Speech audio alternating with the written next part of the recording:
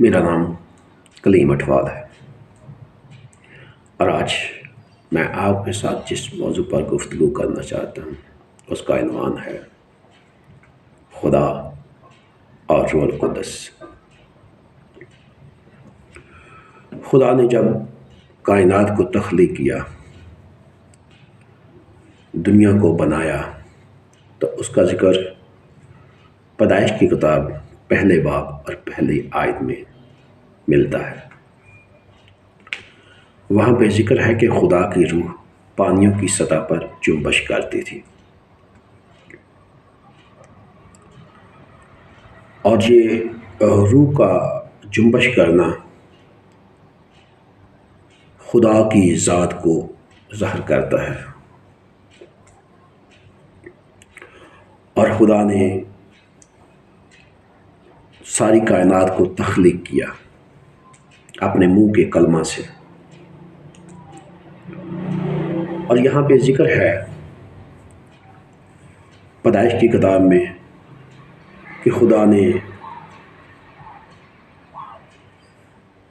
اپنی روح کے وسیلہ سے اپنے نبیوں کے ساتھ، اپنے ہم خدمت لوگوں کے ساتھ کلام شیئر کیا، کلام کی باتوں کو ان کے منہ میں ڈالا،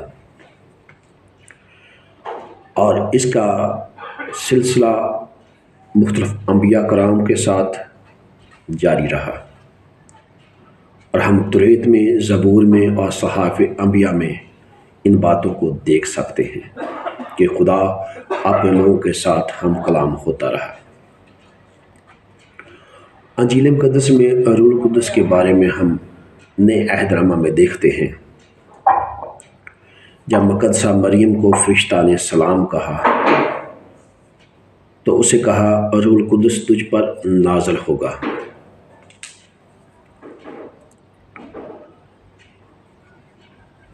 اور روح القدس کا سلسلہ مقدسہ مریم کے بعد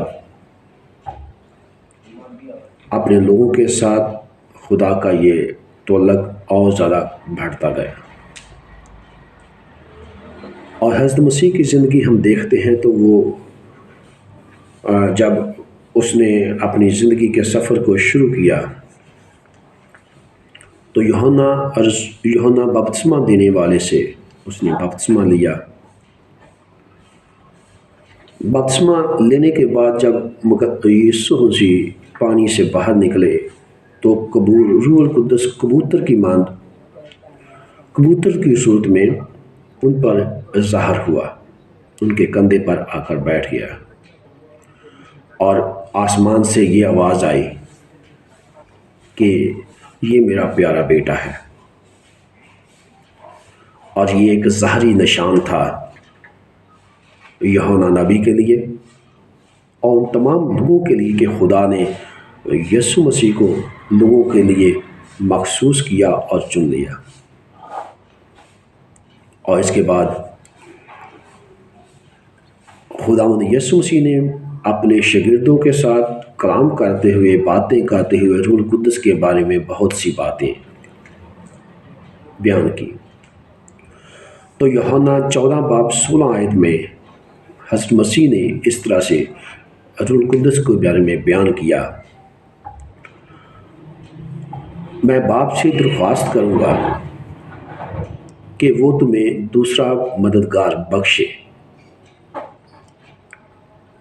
کہ ابد تک تمہارے ساتھ رہے، یعنی روح حق، جسے دنیا حاصل نہیں کر سکتی کیونکہ نہ اسے دیکھتی ہے اور نہ جانتی ہے، تم اسے جانتے ہو کیونکہ وہ تمہارے ساتھ رہتا ہے اور تمہارے اندر ہوگا۔ روح القدس تمہارے اندر ہوگا۔ یہاں پہ اس آیت میں، ان آیات میں ہم دیکھتے ہیں کہ خداوند یسوع مسیح نے کہا کہ میں باپ سے درخواست کروں گا کہ وہ تمہیں دوسرا مددگار بخشے، یعنی روح حق، جسے دنیا حاصل نہیں کر سکتی۔ دنیا اسے کیوں حاصل نہیں کر سکتی؟ اس لیے کہ جسمانی جو ہیں، جو جسم کی صورت میں ہیں، وہ روح القدس کو جان نہیں سکتے، لیکن وہی صرف جان سکتے ہیں جو روحانی ہیں، جنہیں آنکھیں خدا نے کھولی ہیں، وہی روح القدس کو جان سکتے ہیں اور اس کے متعلق سمجھ رکھتے ہیں۔ آگے لکھا ہے کہ کیونکہ نہ دنیا نہ اسے دیکھتی ہے نہ جانتی ہے، تم اسے جانتے ہو کیونکہ وہ تمہارے ساتھ رہتا ہے۔ ہاللویہ۔ صرف روحانی لوگ جو روحانی طور پر خدا کے ساتھ پیوست ہیں، قائم ہیں، وہی جانتے ہیں کہ روح القدس کیا ہے۔ لکھا ہے کہ وہ تمہارے ساتھ رہتا ہے اور تمہارے اندر ہوگا۔ روح القدس مقدسین کے ساتھ ان کے اندر روحانی طور پر ان کے جسم میں سکونت کرتا ہے، اور اسی لیے خدا کے کلام میں ایک آیت ہے کہ تم خدا کا مسکن ہو، تم خدا کا مسکن ہو کیونکہ خدا کا روح تم میں بسا ہوا ہے۔ اعمال 2 باب اور 4 آیت میں جب ہم دیکھتے ہیں کہ پہلی دفعہ جب رسولوں پر، مسیح کے شاگردوں پر روح القدس نازل ہوا، تو ہم ان آیات پر مطالعہ کریں گے، دیکھیں گے۔ اعمال 2 باب 4 آیت، وہ سب روح القدس سے بھر گئے اور غیر زبانیں بولنے لگے، جس طرح روح نے انہیں بولنے کی طاقت بخشی۔ یہاں پہ ذکر ہے کہ رسول جو ایک جماعت کی صورت میں جمع تھے، دعا میں اور روزی میں مشغول تھے، تو خدا کا روح ان پر نازل ہوا۔ جب خدا کا روح ان پر نازل ہوا تو وہ غیر زبانوں میں بولنے لگے۔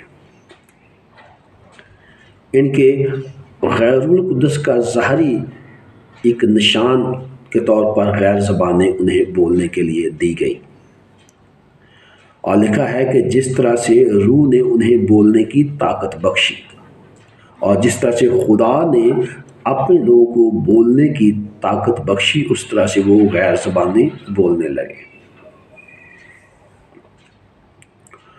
اور خدا کے کلام میں ایک آیت ہے کہ جو خدا کے روح کی رہنمائی میں چلتے ہیں وہ خدا کے فرزند ہیں، اور خدا کے فرزند ہونے کے لیے، خدا کے فرزندیت میں جانے کے لیے آپ کو روح میں ہونا بہت ہی ضروری ہے۔ روحانی طور پر خدا کے ساتھ آپ کا تعلق ہونا انتہائی ضروری ہے۔ اور کلام مقدس میں روح کی نعمتوں کا ذکر ہے کہ روح القدس اپنے لوگوں کو کون سی نعمتیں عطا کرتا ہے۔ پہلا کرنتھیوں 12 باب اور 7 آیت میں اس کا ذکر کیا گیا ہے۔ یہاں پہ بیان ہے، لیکن ہر شخص میں روح کا ظہور فائدہ پہنچانے کے لیے ہوتا ہے، لیکن ہر شخص میں روح کا ظہور فائدہ پہنچانے کے لیے ہوتا ہے۔ ایک کو روح کے وسیلہ سے حکمت کا کلام، دوسرے کو علمیت کا کلام، کسی کو ایمان کے وسیلہ سے شفا دینے کی توفیق، کسی کو معجزوں کی قدرت، کسی کو نبوت، کسی کو روحوں کا امتیاز، اور کسی کو طرح طرح کی زبانیں، اور کسی کو زبانوں کا ترجمہ۔ یہ سب نعمتیں ہیں جو خدا اپنے لوگوں کو بخشتا ہے، اور آج ہم مختلف لوگوں میں مختلف نعمتیں کلیسیا میں دیکھتے ہیں۔ بہت سے لوگوں کو کلام کی باتیں شیئر کرنے کی برکت ملی ہے، بہت سے لوگوں کو علمیت کا کلام دیا گیا ہے، اور بہت سے لوگ شفا دینے کی قدرت رکھتے ہیں جو خدا نے انہیں دی ہے۔ یہ روح القدس کے باعث ہے، اور کسی کو معجزوں کی قدرت، اور کسی کو نبوتی کلام شیئر کرنے کی برکت ملی ہے، اور کسی کو طرح طرح کی زبانیں میں غیر زبانوں میں دعا کرنے کی برکت ملی ہے۔